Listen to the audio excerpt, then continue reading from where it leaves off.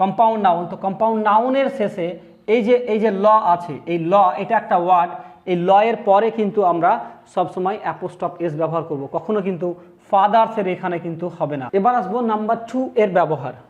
Number 2, we can use only yes, only apostrophe sign, the sign of apostrophe after yes ending, after yes ending noun, after yes ending noun। এই যে যদি কোনো নাউনের শেষে S থাকে তাহলে সেক্ষেত্রে অ্যাকচুয়ালি এটা হওয়া উচিত এস এন্ডিং প্লুরাল নাউন। তো সেক্ষেত্রে কি হবে, সেক্ষেত্রে কিন্তু আমরা শুধুমাত্র অ্যাপোস্ট্রফ এস বসাবো। যেমন she reads in girls school, সে গার্লস স্কুলে পড়াশোনা করে। তাহলে এখানে গার্লসের পরে কিন্তু আমি অ্যাপোস্ট্রফ দিয়েছি, কিন্তু অ্যাপোস্ট্রফ এস বসাইনি, মানে গার্লসেস স্কুল এটা কিন্তু হবে না। তারপরে এরকম হতে পারে যে boys school, he reads in boys school, say boys স্কুলে পড়াশোনা করে। তাহলে এখানে কি হচ্ছে, প্লুরাল, এবং এখানে এস আছে, শেষে এস আছে, যার জন্য কিন্তু আমরা আর দ্বিতীয়বার এস দিলাম না, বা দ্বিতীয়বার এস আর কি হবে না। তারপরে নাম্বার 3 নম্বরে কি হবে, যে we can use অ্যাপোস্ট্রফ S after the last part of a compound noun, compound noun. যে নাউনগুলো একের বেশি শব্দ দিয়ে গঠিত হয় সেগুলোকেই আর কি কম্পাউন্ড নাউন বলে, অ্যাকচুয়ালি দুইয়ের অধিক। তাহলে সেক্ষেত্রে কিন্তু আমরা লাস্ট পার্টে আর কি ব্যবহার করব। যে উদাহরণ দিব, this is my father in lodge house, এটা আমার শ্বশুরের বাড়ি। তাহলে এখানে কি হচ্ছে, এই যে এটা একটা কম্পাউন্ড নাউন, তো কম্পাউন্ড নাউনের শেষে এই যে ল আছে, এই ল এটা একটা ওয়ার্ড, এই ল এর পরে কিন্তু আমরা সবসময় অ্যাপোস্ট্রফ এস ব্যবহার করব, কখনো কিন্তু ফাদার্সের এখানে কিন্তু হবে না। ফাদার্স ইন ল এরকম হবে না, ফাদার ইন লজ হাউস এটা হবে। ঠিক আছে, আশা করি আপনারা এটাও বুঝতে পেরেছেন। তারপরে mother in lodge daughter is my wife, এটাও বলতে পারি যে মাই mother in laws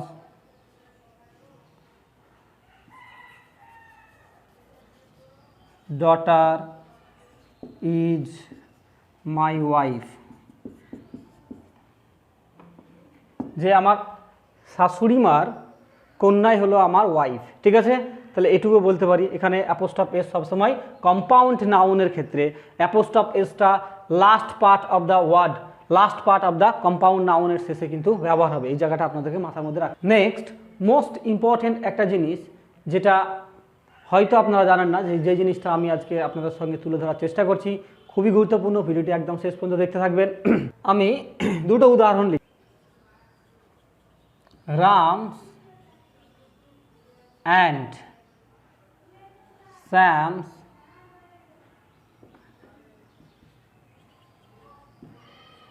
father are my uncle, এটা লিখেছি। আর লিখেছি Ram and Sam's father is my uncle. এখানে আমি দুটো উদাহরণ দিয়েছি, ঠিক আছে। প্রথম উদাহরণটাতে কি আছে যে রামস ফাদার, এখানে রামের পরে অ্যাপোস্ট্রফ আছে, তারপরে স্যামস ফাদার, স্যামের পরেও অ্যাপোস্ট্রফ আছে, আর মাই আঙ্কেল। আর এখানে রাম অ্যান্ড স্যামস ফাদার, এখানে যে শেষে আছে তার আর তারপরে অ্যাপোস্ট্রফ আছে ইজ মাই আঙ্কেল। এই দুটোর অর্থ হলো যে এখানে কিন্তু এটা সেপারেট আর এটা হলো সিঙ্গেল। মানে আমি বলতে চাইছি যে এখানে রামের বাবা আলাদা, শ্যামের বাবা আলাদা, দুজনেই আমার কাকা হয়, ঠিক আছে। আর এখানে রাম আর স্যামস ফাদার একটা, মানে রাম আর শ্যাম দ্বিতীয় বাক্যে হলো এরা কিন্তু দুই ভাই, ঠিক আছে। এরা নিজের দুই ভাই এবং তার বাবা আমার আঙ্কেল। তাহলে এখানে কিন্তু ওদের বাবা একটাই, আর এখানে দুজনের বাবা কিন্তু আলাদা। তাহলে এখানে যখন দেখব যে অ্যাপোস্ট্রফ এস আলাদাভাবে ব্যবহার হচ্ছে, তার মানে কিন্তু আলাদা আলাদা জিনিসকে বোঝাচ্ছে। আর যদি অ্যাপোস্ট্রফ এস শুধুমাত্র লাস্ট টার্মের সঙ্গে ব্যবহার করা হয় তাহলে কিন্তু সেক্ষেত্রে কী হবে, সেক্ষেত্রে কিন্তু একটা সিঙ্গেলকে বোঝানো হচ্ছে। এখানে ফাদারটা কিন্তু এখানে রামের বাবা যে, শ্যামের বাবাও সেই, কিন্তু ওপরের ক্ষেত্রে সেটা কিন্তু নয়। এইখানে কিন্তু রামের বাবা আলাদা, শ্যামের বাবা আলাদা, দুটোই আলাদা। এই জায়গাটা অবশ্যই আপনাদেরকে মাথায় রাখতে হবে, কারণ এখান থেকে অনেক প্রশ্ন আসে এবং এই ব্যবহারটা আপনারা কিন্তু লেখার ক্ষেত্রে বা বোঝার সুবিধার্থে কিন্তু ব্যবহার করুন। নেক্সট আমরা দেখব যে স্ট্রাকচারটা দেখছি যে apostrophe S plus then plus কিন্তু অ্যাপোস্ট্রফ এস হবে, প্লাস অ্যাপোস্ট্রফ এস হবে। এটা কীরকম যে Rabi's sister is more beautiful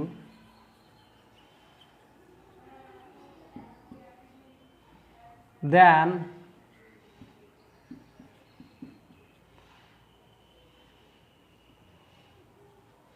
Kiran's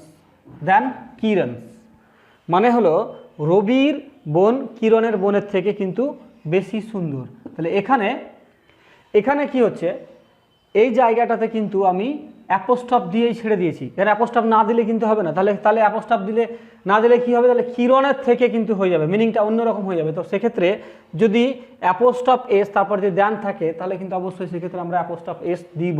এবং এখানে উজ্জে আছে কি না, তো এখানে সিস্টারটা সবসময় উজ্জে থাকে, এই সিস্টারটা কিন্তু এখানে উজ্জে আছে, সিস্টারটা কিন্তু ব্যবহার করা যাবে না।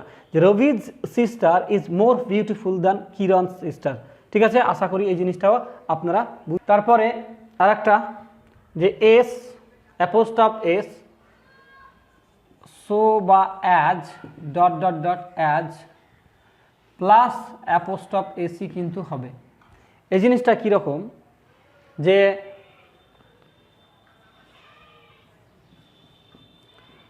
Dolly's brother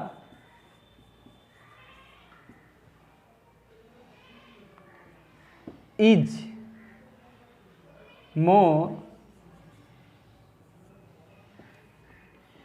Dolly's brother is as intelligent as Polly's।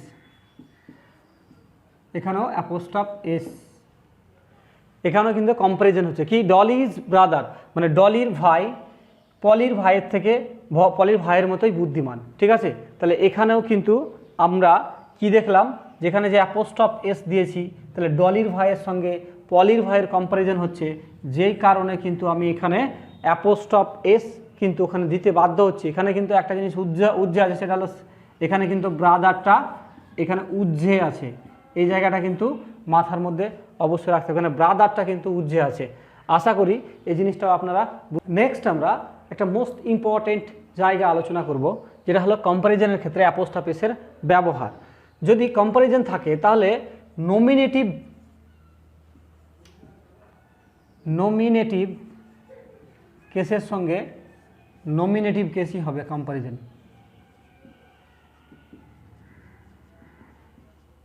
তারপরে অবজেক্টিভ কেসের সঙ্গে কম্প্যারিজনটা কিন্তু অবজেক্টিভই হবে। তারপরে পজেসিভ কেসের সঙ্গে কম্প্যারিজনটা কিন্তু পজেসিভই হবে। এই জিনিসগুলো আমরা আর কি আলোচনা করব। প্রথমে নমিনেটিভ কেসের সঙ্গে নমিনেটিভ কেস, মানে সাবজেক্ট যদি সাবজেক্টের সঙ্গে সাবজেক্টেরই হবে, যেমন হি ইজ বেটার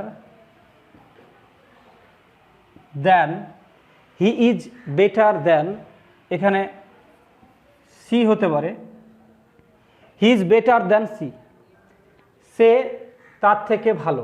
কিন্তু এখানে কখনো হবে না, হার হবে না। কারণ হলো যেখানে আমি কিন্তু এখানে সাবজেক্টিভ কেস দিয়েছি মানে হি, তো এখানে আমার সেই সাবজেক্টিভ কেসই দিতে হবে। এই জায়গাটা আমাদেরকে মাথার মধ্যে রাখতে হবে। এখানে কিন্তু আমি কখনো হার করতে পারি না, she is better than her, এটা কিন্তু হবে না। তারপরে কি অবজেক্টিভ কেস, পজেসিভ কেস। আর একটা জিনিস, পজেসিভের যদি উদাহরণ দিই তাহলে ঠিক কীরকম দাঁড়াবে, যে Rabi's mother, Rabi's mother is, Rabi's mother is more, Rabi's mother is more beautiful then